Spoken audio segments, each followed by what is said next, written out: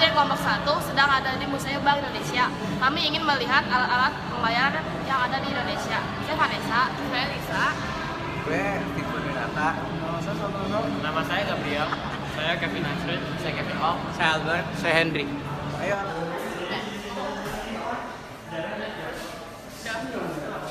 Jadi di sini ada logo Bank Indonesia yang mengalami metamorfosa.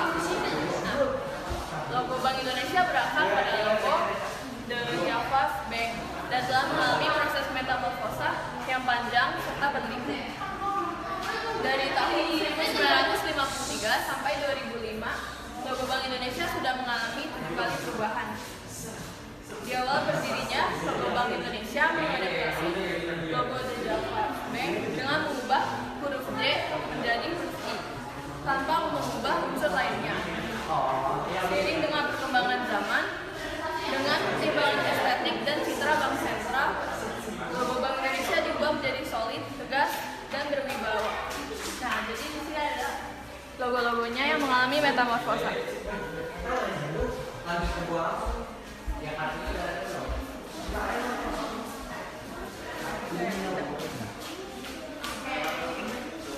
Siapa lagi tuh? Lu ya? Oh nanti oke. Tapi nggak cut aja kan sampai bagian penjelasan. Udah kan loh. Udah. Ini nggak di cut aja. Jadi di sini saya akan menjelaskan tentang periode pertama sebelum menuju negara modern. Ini tuh terjadi dalam waktu 1953 sampai 1959. Nah, di sini tuh posisi Bank Indonesia dari situ tuh itu tugas Bank Indonesia yang lebih yang masih muda, yang awal-awal itu dia tuh mengatur nilai rupiah, menyelenggarakan peredaran uang, dan memajukan konsep kredit perbankan. Nah, negara baru tuh harus mengatur keuangannya juga. Kan negara Republik Indonesia habis kemerdekaan juga masih muda, masih awal-awal. Terus banyak masalah yang harus diselesain. Kayak banyak pemberontakan di berbagai wilayah, politik bergolak kembali dan perekonomian berjalan sempat nggak berjalan, kayak kurang naik gitu. Nah, di sini tuh ada urutan tahunannya. Pada 1953 nih peredaran uang kertas mulai diedarkan di Indonesia. Nah, itu tuh diedarkan oleh Bank Indonesia awalnya. Nah, pada tahun 1995 itu terjadi konferensi Asia Afrika pertama. Jadi habis dari perjanjian itu berlanjut langsung masuk tahun 1996. Di tahun 1996 ini terdapat pembatalan atas setiap perjanjian oleh KMB Indonesia dan juga terjadi pemberontakan Sumatera Utara di situ. Dan untuk pada tahun 1997 terdapat pemberontakan yang besar, yaitu Soekarno menyatakan negara dalam keadaan dalam perang. Dimulai nasionalisme perusahaan ganda dan satu. Dan karena itu dan juga pada tahun 1998 PRRI membentuk pemerintahan bintang tinggi.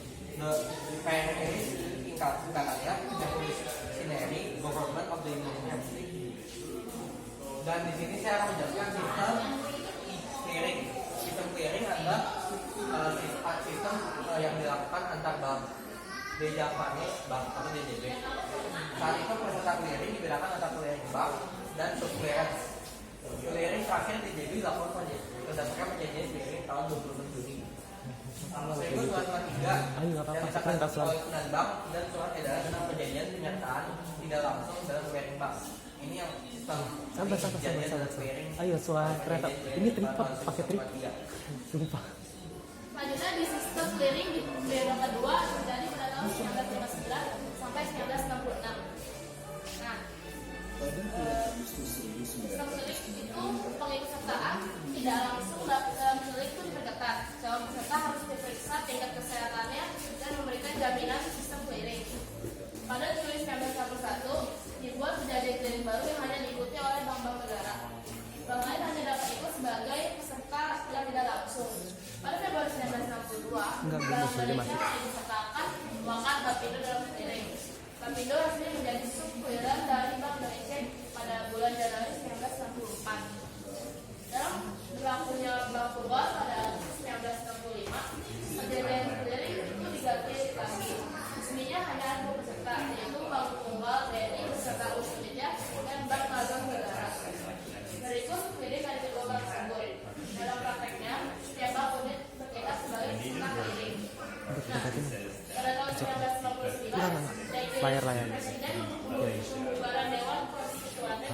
pegang. Terangin. Terangin. 1960 berakhirnya pemberontakan Permesta, PSRI dan NDI. Biasanya kalau kita terang. Trikora untuk Ini nggak ada Maluku latar. dan Barat. Nah, di 1963 pengumuman konfrontasi terhadap Malaysia. Pengumuman deklarasi ekonomi dalam sistem ekonomi yang di 1964 mobilisasi umum Trikora untuk konfirmasi terhadap Malaysia. Di 1965 Indonesia memutuskan hubungan dari PBB, IMF, Bank Dunia dan Interpol. Periode ini itu terjadi pada tahun 1990 sampai 1983. Nah, jadi dari kutipan ini laporan Bank Indonesia pembukuan 79/80 ini sebenarnya ya seperti telah diperkirakan semula, devaluasi memberikan pengaruh yang lebih langsung pada barang-barang ekspor tradisional, khususnya hasil industri dan kerajinan. Jadi ekspornya itu naik. Jadi menghasilkan kelebihan neraca pembayaran yang jauh lebih besar dibanding periode sebelumnya.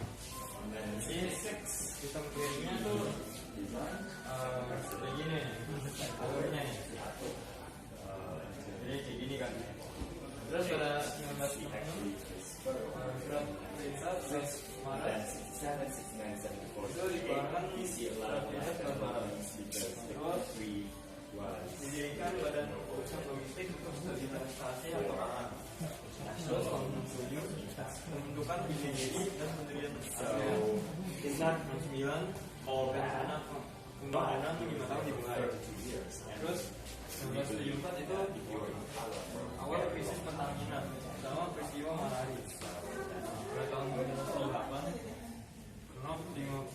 KNOP 15 mengubah sistem nilai tukar dari tetap ke mengambang terkendali dengan mendevaluasi rupiah.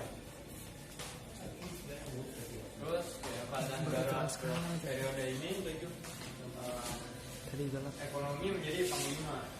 Jadi ekonomi itu penting banget buat negara. Terus BI jadi agen pembangunan. Oke, sekarang saya akan menjelaskan tentang periode 4 yang terjadi pada tanggal 1983 sampai 1997. Globalisasi ekonomi hilang berkesinambungan. Nah, posisi BI pada saat itu adalah periode ini Gubernur Bank Indonesia yang sebagai pejabat segenap negeri. Posisi yang tidak independen ini memberikan BI dan menjalankan fungsinya sebagai bank sentral. Misal, dari pengendalian moneter. Jadi sekarang itu periode kelima yang terjadi pada tahun 1997 sampai 1998. Rupiah terhantam menyusul krisis nilai tukar baht Thailand. Upaya intervensi gabungan Bank Indonesia bersama otoritas moneter Singapura dan Jepang tak terlalu banyak menolong kestabilan nilai rupiah. Modal asing ditarik spekulasi di pasar uang dan pasar valuta asing marak.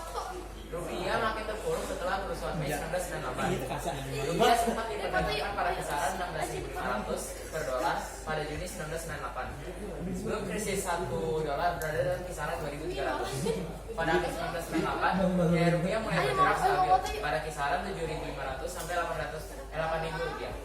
Setelah pasar bersikap positif terhadap perkembangan ekonomi dan kebijakan pemerintah baru, pemilu 1999 yang berjalan lancar, pengaruh positif dan rupiah semakin menguat.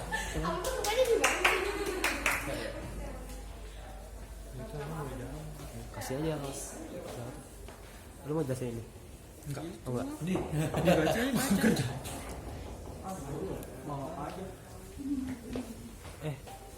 Mau nih ini ya. Ini Ini aja 16 bank ditutup. iya karena udah malam ditutup. Ini mau atau suaranya ini? Ya udah kita nggak usah ya. Vanessa nggak usah ya, Vanessa ini. Panjang bahasnya. Yaudah nih. Lokal dan manual. Ada juga UU nomor 24 tahun 2002 tentang surat utang negara. Ini juga merupakan peran Bank Indonesia. Ada tujuannya untuk mobilisasi dana melalui pasar keuangan, ada penerbitan surat utang negara, sama adanya itu untuk memberikan kepastian hukum kepada pemodal perlu adanya landasan tertentu. Nah, sekarang itu periode mana? Dari tahun 1999 sampai 2002. Judulnya itu ada pasca krisis. Nah, pada UU nomor 323 tahun 1999 itu terdapat kedudukan dan tugas Bank Indonesia. Disebutkan bahwa tugas Bank Indonesia itu untuk mewujudkannya perekonomian nasional. Yang kedua, menetapkan dan melaksanakan kebijakan moneter yang efektif dan efisien yang diperlukan bagi suatu negara. Yang ketiga itu ada menjamin keberhasilan tujuan menjaga stabilitas nasional dan rupiah diperlukan bank sentral yang memiliki kedudukan yang independen atau berdiri sendiri. Yang keempat itu ada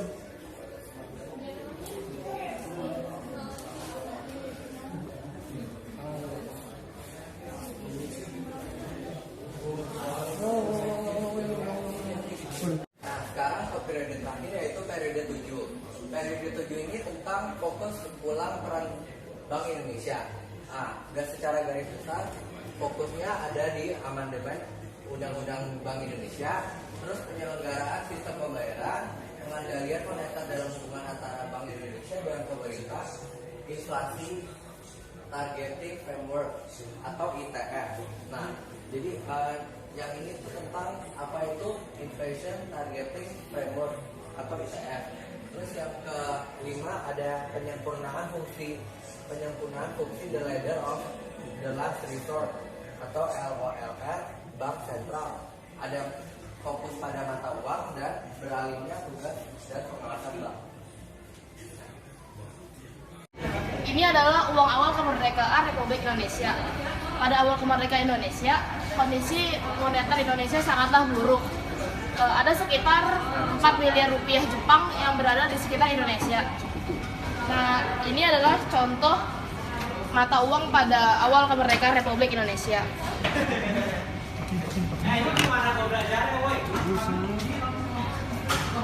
Nah, ini bagian depan dengan bercorak flora dan bagian belakang seperti pohon kelapa dan teks undang-undang berisi 4 bahasa.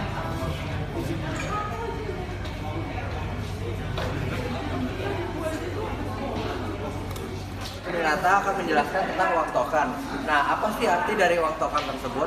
Uang token adalah uang yang dengan nilai nominal yang lebih tinggi daripada bahan yang untuk membuatnya. Misalnya nih, nilai nominalnya 50.000, bahan untuk membuatnya 25.000. Jadi nilai nominalnya lebih tinggi daripada nilai untuk membuat uang tersebut nih.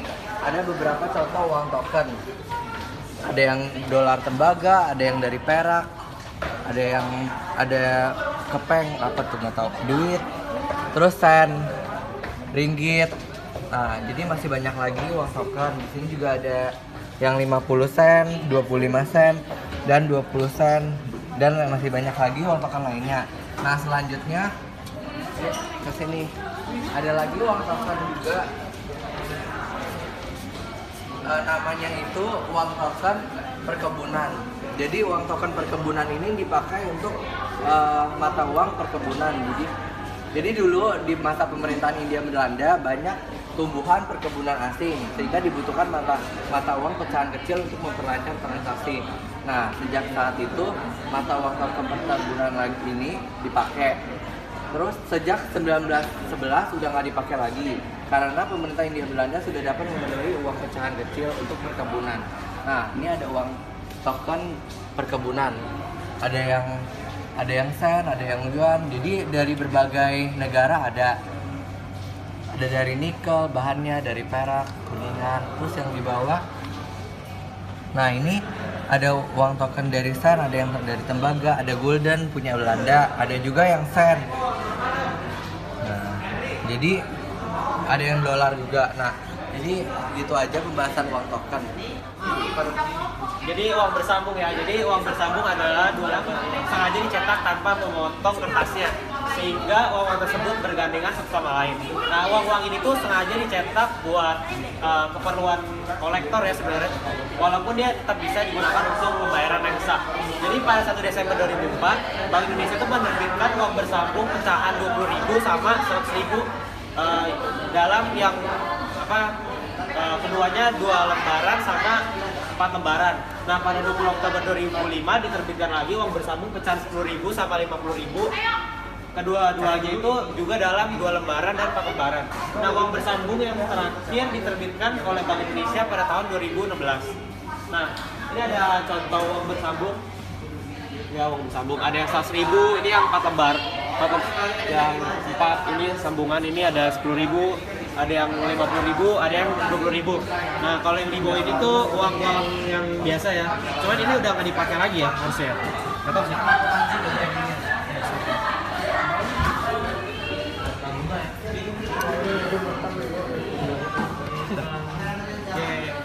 Udah.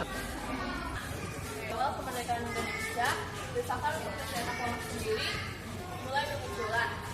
Pemerintah menerbitkan ORI atau Uang Republik Indonesia yang mulai diedarkan pada Oktober 1946.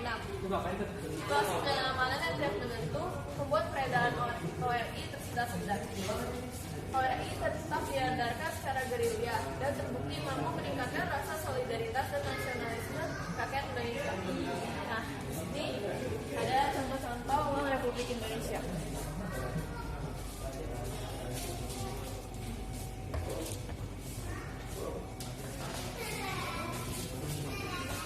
Selanjutnya ada uang orida.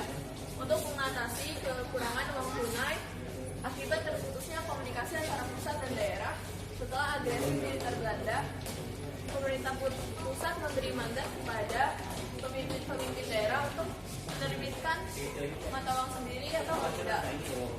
Sejak 1947, orida ini terbit antara lain di Provinsi Sumatera, Banten, Tapanuli, dan Banda Aceh.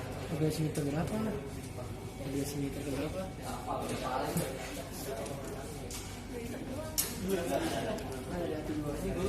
Jadi ini ada contoh-contohnya.